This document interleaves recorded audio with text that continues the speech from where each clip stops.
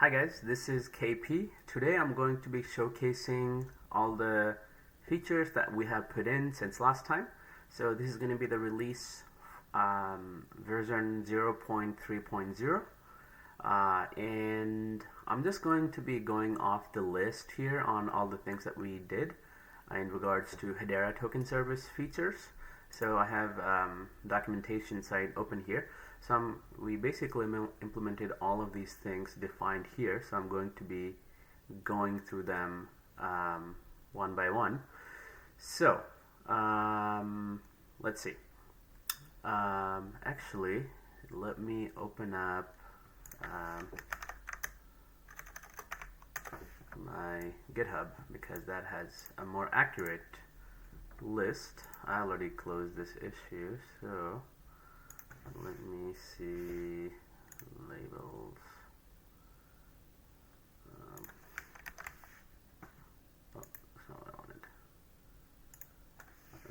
Version 0.3.0. Alright, there you go. Alright, these are all the things that's here. Alright, let me just go back to the other one as well on what it actually says. So I'm going to be jumping back and forth between these. So alright, so let's go. So creating a token ID, creating an NFT ID, these are very basic things. These are not really new APIs, so there's nothing to show.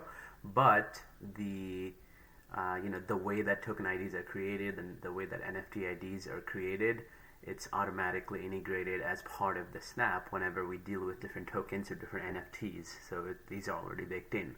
That's why there's nothing to show here, but note that it is being used everywhere whenever we interact with these APIs, and you can find the code on the snap if you were to look for it, because without these IDs we couldn't really work with these types of tokens. Alright, first thing we're going to do is I already have a running Hedera wallet snap locally, so I'm going to be connecting to that. This is our example site, so let me just go ahead and connect. Alright, we got 0.3.0, all good. Okay, check off. Okay, let's make sure that everything works. Alright, let's go ahead and interact with the Hello API. Alright, it works. So I have my CAN ID is this, balance is this much, EVM address, public key. I have all these tokens here already, but I'm going to be creating new tokens here from scratch so we can see this in action. Alright, so first of all, create digital assets. So that's the first thing, create a token. Whoops. Okay. Alright, so let's go ahead and create a token. And we're going to be testing both the fungible token and non-fungible token. So here we have a very basic interface. Obviously, a third-party application could make it better, but this is just an example website, so that's why it's not the best thing in the world, but it works. So we can choose whether we want to create a token or an NFT. Token, it just means a fungible token. NFT is a non-fungible token. So we're just going to be creating our token first. So let me just go ahead and create, let's see, Tomb. I'm going to be creating Tomb1 token. Actually, Tomb fungible token. So that's what I'm going to create it. I'm going to have a symbol there. For decimal places, I'm just going to put it 1, but it doesn't matter. I can put, 5 or like 8 or 18. And if I were to put in the supply of 100, this is going to be like 100 times 10 to the power of 18, which is the decimal places. So Snap handles that for us. So whenever we put in 100, we're actually meaning not in terms of the decimal places, the smallest unit, but it's the biggest unit possible. So that's why it's really easier to work with. But anyways, for now, let's just go ahead and have decimal place be 1. And for all these different keys here, now, for NFT, if you're creating NFT, you need the supply key, because in order to mint a new NFT, you need the supply key first. And there are these optional keys that you can set, like KYC key, fees key. I'm going to be setting for this one, I'm going to be setting, let me call this FT1. I'm going to be setting the supply key so that we can show the mint feature. And then I'm going to be setting the KYC key, but not the other keys, just so we can see the next API, which is going to be grant KYC flag or revoke KYC flag, so we can see that in action. And then I'm going to be creating a new token after that. So I'm going to be creating 2 tokens here we're going to be working with. So first I'm going to be creating, so let me just go ahead and, so I can just grab the public key here. That is the public key that you can put in here. The supply key, okay, I'll put in the public key address, which is my own public key, so that I have the admin key. So let me go ahead and I can set all of these, but it doesn't matter. I'm just going to create this. All right, go ahead and let's go ahead and create this token. So whenever you create, this box shows up. This is being generated by the snap, so it shows you all the features that it'll have, like the name symbol, supply type infinite, initial supply 100, decimals 1. Auto renew account is set to my account, which is executing this API. Freeze default is false. Admin key is default by this one. Treasury account. KYC key we set. We didn't really set any other. We also set the supply key, so we see that. And let's go ahead and see that. So let's see that it can create a token. Okay, we created our token. This is our token ID. And we can also see this actually if we do 0 tokens. And then let's check the balance one more time. We can see here it was created. We have 100. Currently we have 100, and the total supply is 100. So let's go ahead and create another token here. This time 2, and I'm going to be creating this without the KYC, so that we can experiment with these other functionalities here with the freeze key, public key, all of those things. Alright, let's go ahead and create another token. Exact same, just naming a little bit different. Instead of 1, there's 2. You can see here again, works pretty nicely. Alright. Something happened. Okay, maybe I do not have enough token. Alright, let me come back to this. So let me send some token. Alright, so I'm going to basically go to my portal Hedera. I'm going to connect this account right here. Transfer.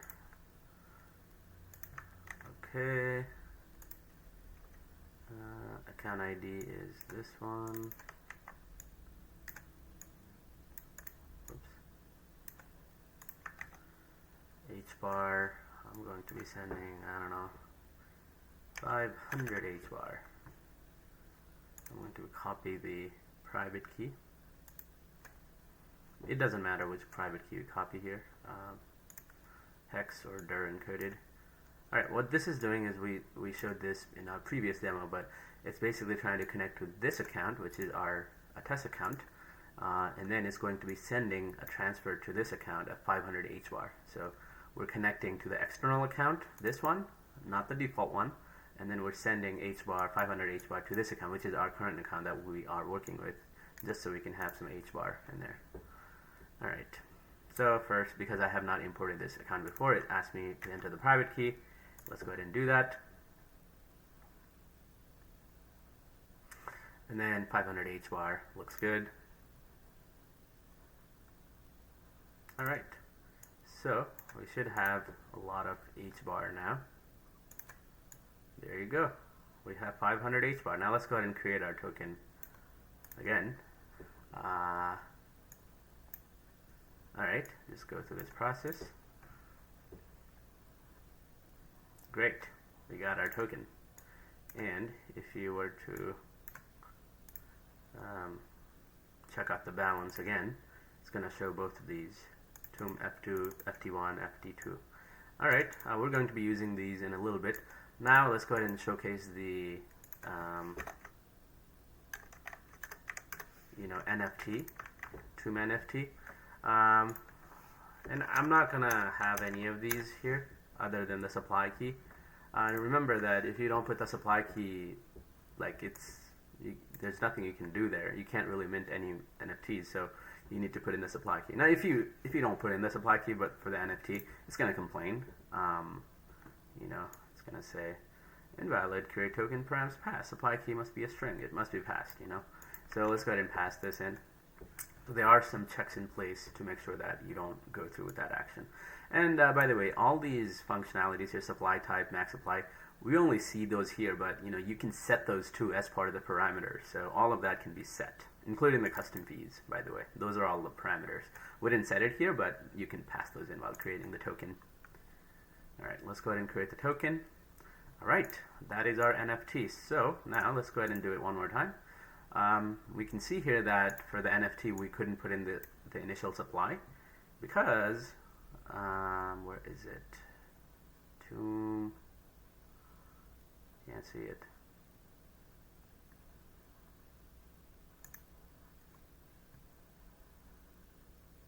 Okay, let me do it one more time.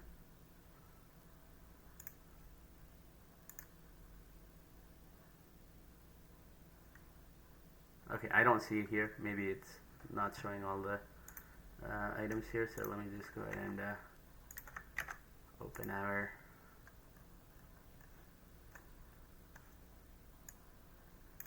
hash scan just to make sure that it works. Oh, there you go, Toom NFT. So we do have it. It just doesn't show it here because it's a long list, so perhaps it's not showing everything. Okay, that's no problem. All right, let's go on to the next feature, which is update a digital asset and its properties, so that's the next one. So let's go ahead and come back here. So let's go ahead and try to update. What do we want to update? We can try with this particular NFT. So sorry, let's try updating FT1. FT2 actually. Okay, FT2. Let's copy the token ID. All right, let's go over to our update token. I got to put in the token ID. And then after that, basically, these are optional parameters. So, we can change our token name. So instead of Toom FT1 or Toom FT2, we can change it to whatever. So which one was it? 526526. It's Toom FT2. So we're going to change that to something else. So let's change that to Toom FT with default. We'll change that to that one. And you can change even the memo, like symbol, all of these. You can change the treasury account, new admin key if you want. You can do all these things. For now, I'm just going to be changing the name so we can just showcase this in action. All right, so it's showing you're about to modify the following token, blah, blah, blah, and then you're modifying the following properties, which is just the name and the symbol. So let's go ahead and approve. Oops, something happened here.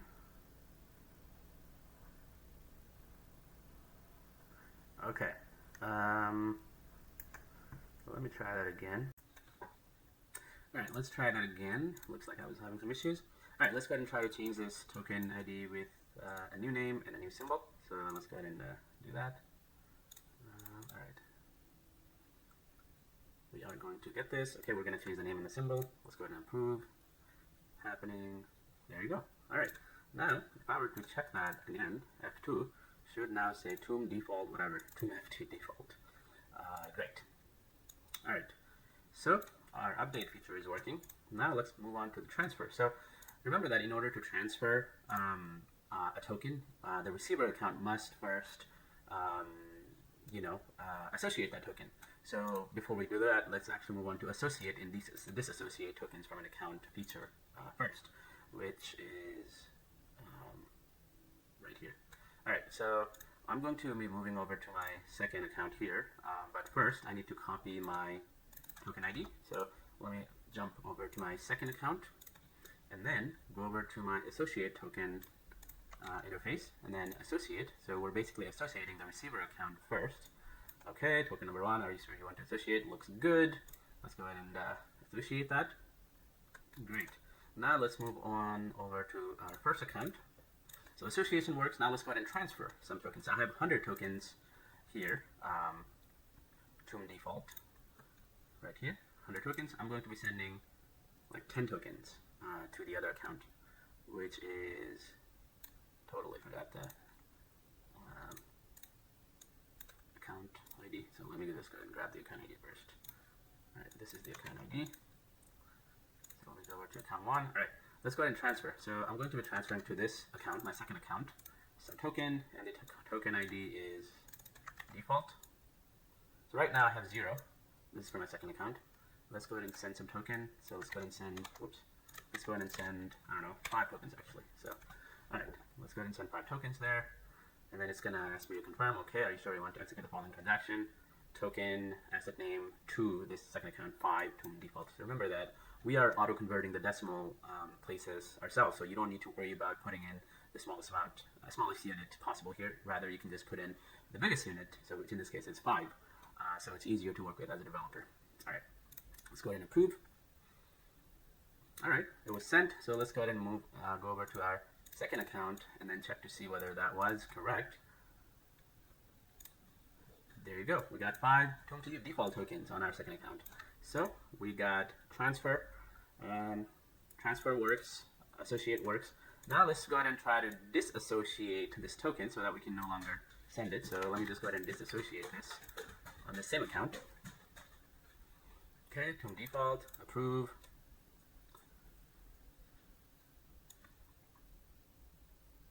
Transaction requires 0 balances. Okay, we first need to send these tokens somewhere else. So let's go ahead and do that first then. Let's just send these tokens back to my first account. So this is my first account right here. So I have 5 tokens here. I'm going to be sending it back. So let me go ahead and transfer it back. Okay, looks good. All right, now let's go ahead and try to disassociate the tokens. All right, disassociate. There you go. All right, now if I were to go back to my first account and then try to send it to my second account, which is this one, by doing this, this should not work because it's going to say that this token is not associated with this account. So let's see this in action. There you go, token not associated with account. So we got the associate, disassociate, transfer. You can transfer NFT. So let's go ahead and do the same thing with our other NFT, which one was it? Tomb NFT. So this is the token ID. So let's go ahead and associate that token first to this second account. Okay. Token already. Okay. Am I on the first account or second? I'm on the first account. So let's go to my second account. Associate. Alright. Let's see. Alright, association complete. Now, let's go back to my first account. Let's try to go ahead and, in order to send the NFT, obviously, I need some, some NFT first. So, we need to mint some NFT, so we can also showcase the mint capability. So we have token, token NFT. So copy token ID. So we're going to be showcasing our mint feature, which is mint a digital asset. This works for both the fungible and non-fungible token. That's why I'm jumping back and forth so we can see this in one go. All right, let's go ahead and mint some tokens right here. So we're going to be minting an NFT. So this is the token ID. For metadata, you probably want to enter an IPFS, hash, because that's what you associate your NFTs with. But for now, this is just some testing for testing purposes. So I'm just going to be entering a very simple test one metadata. It doesn't have the metadata, but if you wanted to, you would probably put in the IPFS address here, a hash, sorry, so that the metadata is correct, and it can display the information about the NFT at a later time by other applications. Let's go ahead and mint this. So whenever you mint an NFT, you're only able to mint one. So let's go ahead and mint it. Mint one, a non-fungible token, blah, blah, blah. Metadata is test one. Mint to treasury account, which is our supply key account. Asset name to NFT. So let's go ahead and approve. Let's go ahead and mint it. All right, minted. Now let's go ahead and check our balance. It should now say I have one NFT. Tomb NFT 1. So let's go ahead and send this token this NFT now over to my second account, which I can do from transfer. So the token ID is this one. It's an NFT, so I don't need to put in the amount. It's just one.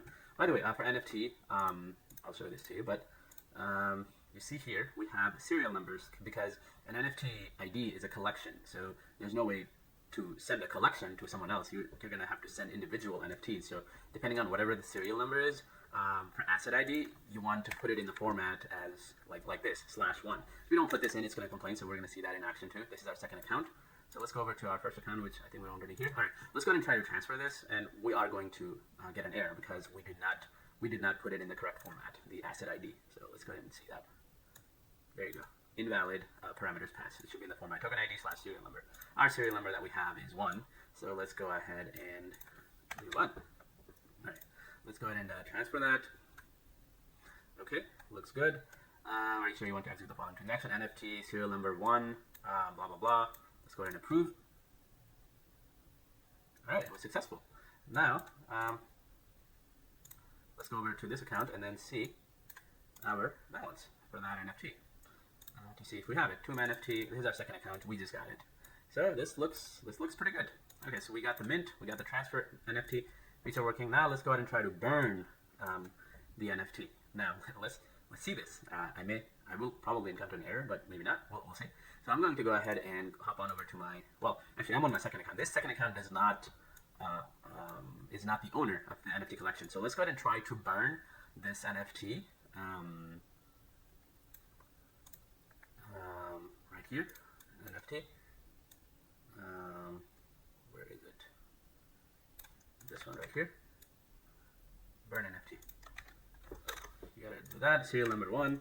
All right, let's go ahead and try to burn it. This is not going to work, but we'll still see this in action because I'm not the owner of this collection. You know, I can't just burn it. Let's see. There you go.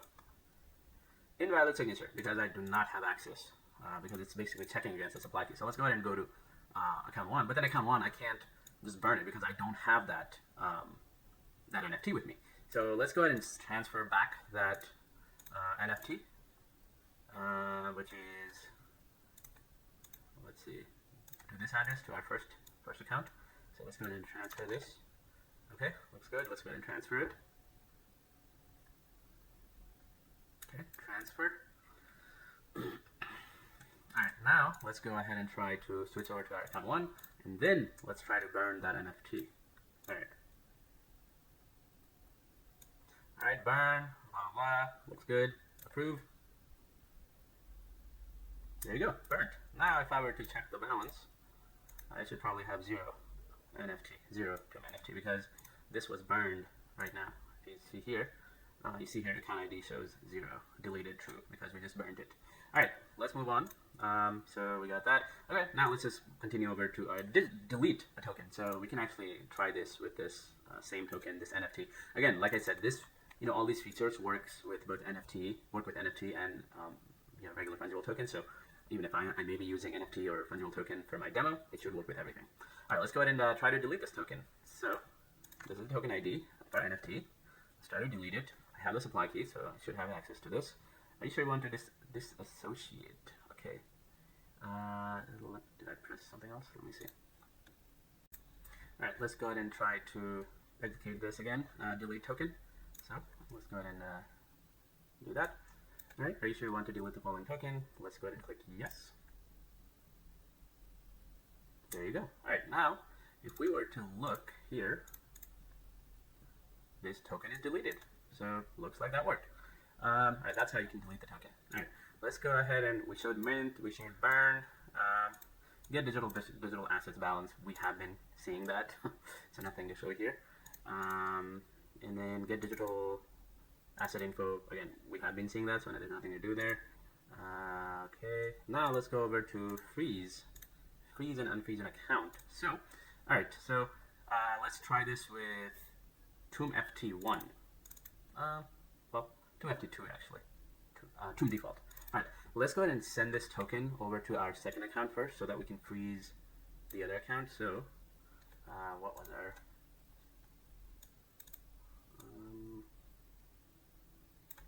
We got the ID for that one.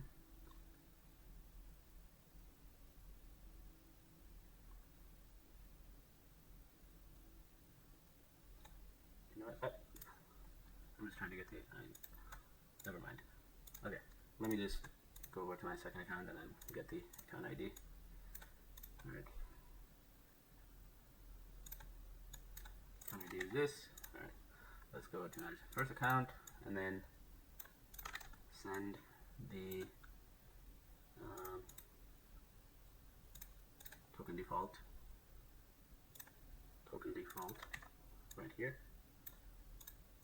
Token default. We're gonna send 25 of these tokens. All right, let's go ahead and send these tokens. All right, let's go ahead and send 25 of these tokens to our second account. Oh, something's wrong. Token not associated. Forgot to associate that token again. Let's just go ahead and associate. We disassociated it earlier, so that's probably why. All right, let's go ahead and associate this token. Done. Let's go over to our first account and then try sending it again. All right, 25. I'm going to be sending 25 of these tokens over to my second account. Done. Okay. Now let's go ahead and try to freeze this second account. So which is this account ID. All right, let's go ahead and call the freeze account. So account ID to freeze is this one. Token ID to freeze this one. So we're freezing this token ID for this particular account so that they cannot do anything with that token after. So freeze account for this token, blah blah blah. For this, asset ID, account ID to freeze transfers for. Let's go ahead and approve it. All right, freezing is complete. Now let's go ahead and try to send it. So let's try to send 10 of these tokens. This is not going to work because we just froze that account. Let's go ahead and approve. Account frozen for token, and that's what the freeze does. Let's go ahead and unfreeze, so that we can send this token again. So token ID is this, account ID is this. So let's go ahead and try to unfreeze that account. Okay, account ID to unfreeze for. Looks good. All right, now let's go ahead and try to send 10 tokens. So right now I have 75 tokens. We sent 25 earlier. I'm going to be sending 10 more tokens now to this other account. Because it's unfrozen, I should be able to send it. Let's go ahead and approve it. Done. All right, now let's go ahead and check on our second account. And we check the balances. 35, we sent 25 first and then 10 later. All right, freeze, unfreeze works. Freeze, unfreeze works. Now, we're going to come to the enable disable KYC at the end. Associate, disassociate works. Pause and unpause. Okay, let's pause a token first. So I'm going to be pausing this same token. So let's hop on over to my admin key account. This token right here. So let me see. Pause token. You can check out what it means to pause, but it basically means it prevents the token from being involved in any kind of transaction. So let's go ahead and pause this token. Okay, pause. Token default. Yeah, this is the token. Okay. Now, let's go ahead and try to send this again. Again, this is not going to work because we just paused the token. Should enter as a kid. Okay. There you go. Token is paused. Looks like that's working. All right, let's go ahead and try to unpause it again for the token. Okay, unpause account. Sorry, should be unpause token. We'll be changing that text. Let's go ahead and approve it. Okay. All right, now that it's unpaused, let's go ahead and try to send 5 additional tokens from the first account. All right, and this should work. Approve. There you go. All right, pause, unpause. Okay, let's move on to wipe a digital asset. So what does it mean to wipe? Let's go ahead and try to see this. We're just going to try to do this for this same token ID. So let's see that. What happens? What is it? Wipe token. token, type, token NFT, ID for the token, account to wipe from. Now, what I'm going to do is my second account, which is this, has 40 of these Tomb FT default. So I'm going to be wiping tokens from that account. So I'm going to be wiping 40 of them because I have 40 of them. If we go over, it's not going to work. It's just going to error out.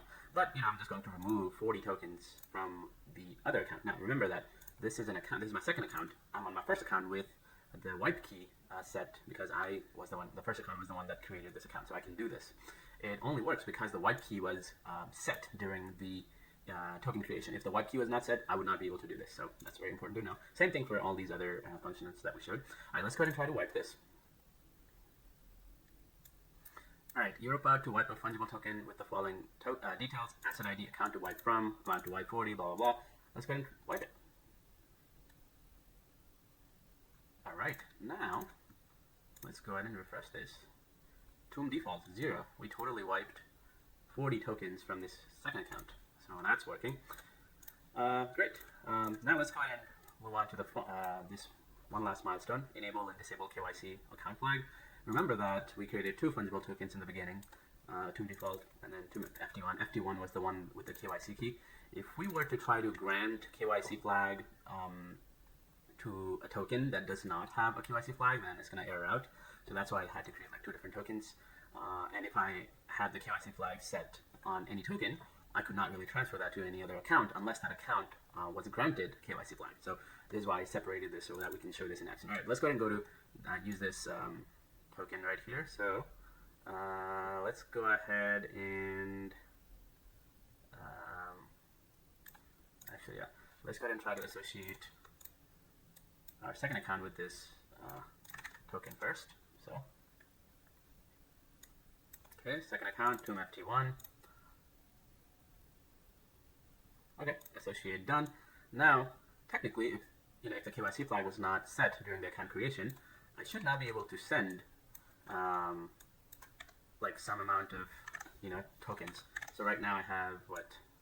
How many tokens do I have? So I want second account too. Here. So I have Tomb FT1. I have 100 of them. So I'm going to be sending 50 to my second account. Remember that this was the one we set using the KYC flag. So this should not work, because the second account needs to be granted KYC flag first. Account KYC not granted for token. All right, so let's go ahead and do that. Enable KYC. Okay. So we need the token ID and the account ID. So account ID and token ID is right here. All right, let's grant KYC for this second account. Grant KYC to the account for the following for the specified token. Blah blah blah. Account to grant KYC for. Approve. Okay. Now let's go ahead and send this. It should work because we granted KYC flag to that second account. Let's go ahead and approve. Done. Now, if we go over to our second account has a KYC flag set for this specific token. Because of that, we were able to transfer 50 tokens here. So that's it for as far as the milestone 3 is concerned. Now, we did implement a bonus API, which I think is really cool. And that one is atomic swap between different tokens. So we have implemented this. We just wanted to showcase this feature because we think it's really cool to be able to do this. What is atomic swap? Atomic swap is when you can swap tokens between 2 accounts without using a third-party intermediary, such as a centralized exchange or custody provider. So because we're dealing with a snap, there is no back-end server or anything. Like in a traditional DEX kind of world, you would have like if you were to do an atomic swap, you need the signature from both accounts, and then you can send that to the network to be valid. Now in Hedera, we can't just through the snap we can't just do that because there's no there's no centralized backend where we can store the first signature first and then have the second person sign the signature later.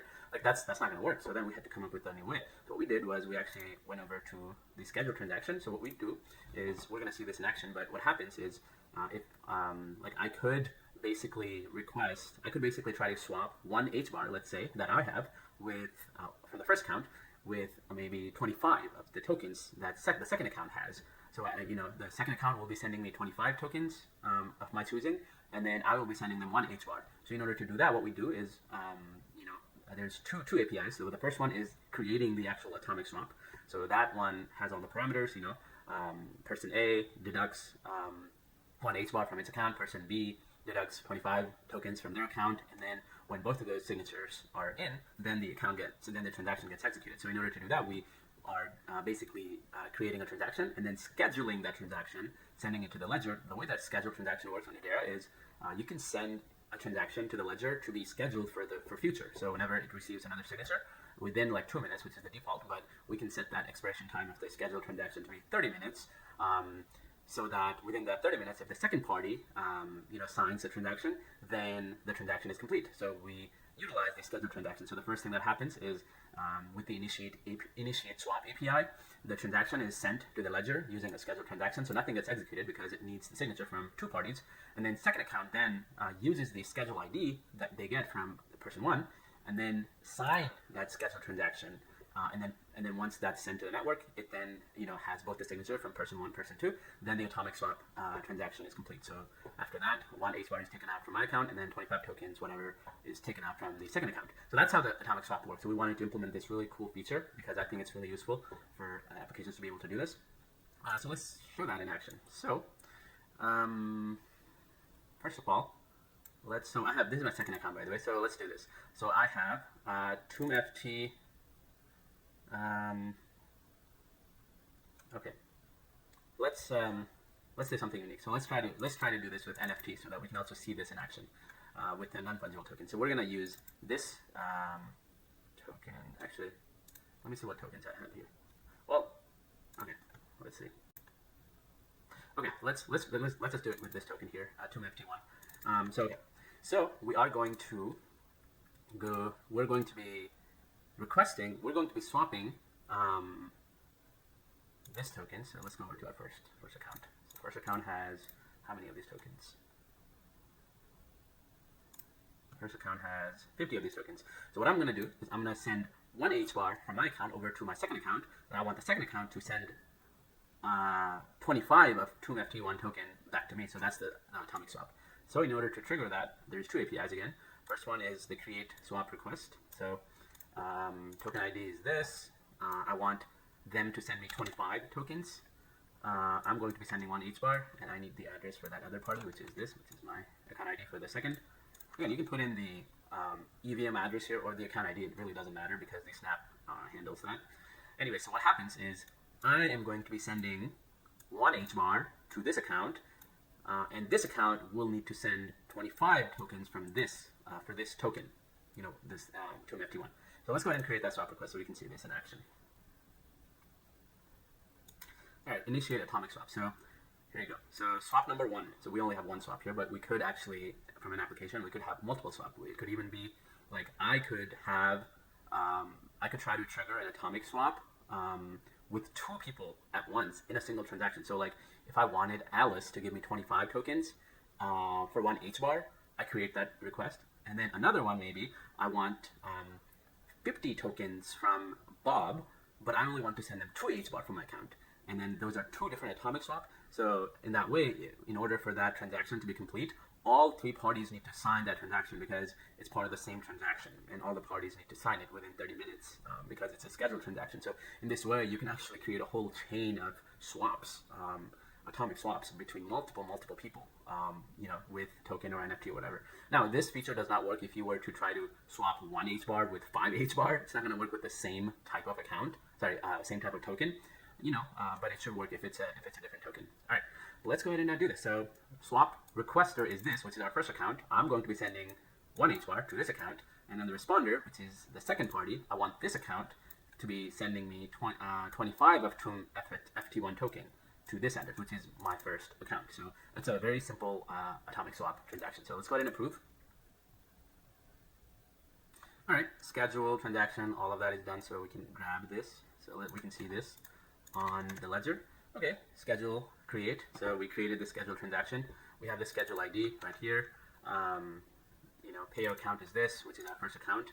blah, blah, blah. It says valid duration too, even if it's actually the snap sets it to 30 minutes. I think this is a bug on Hashscan Explorer.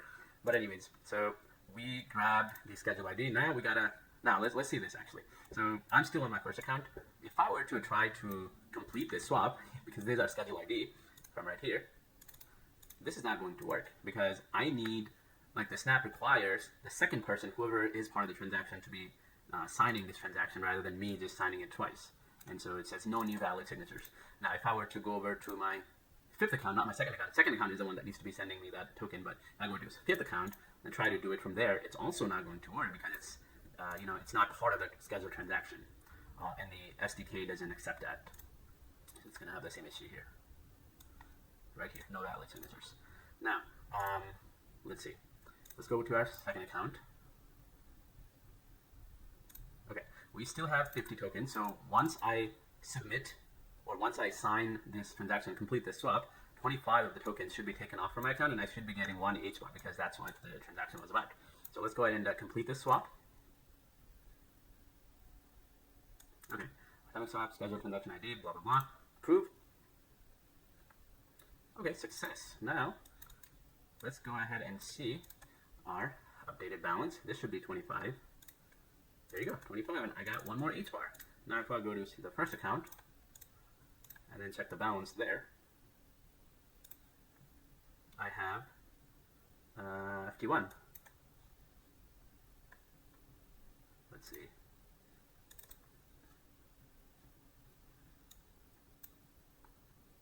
Scheduled sign. Maybe something didn't. Oh, there it is.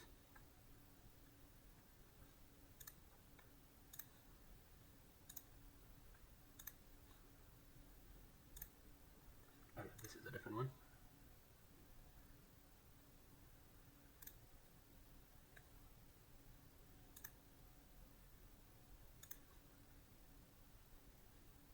Here it's showing me 25 tokens. Here you go. So it's, I don't know why I can't see the details here, but it should show it eventually. But we're sending 25 tokens over to this account. So so that's how we can see that.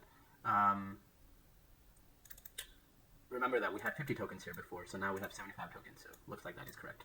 Anyways, so that's how the atomic swap feature works. It's using Hedera scheduled transaction pretty nicely to have this completely new feature that was not part of Monster 3, but we still wanted to put it in because I think this is going to be really cool for applications to be able to implement this pretty easily.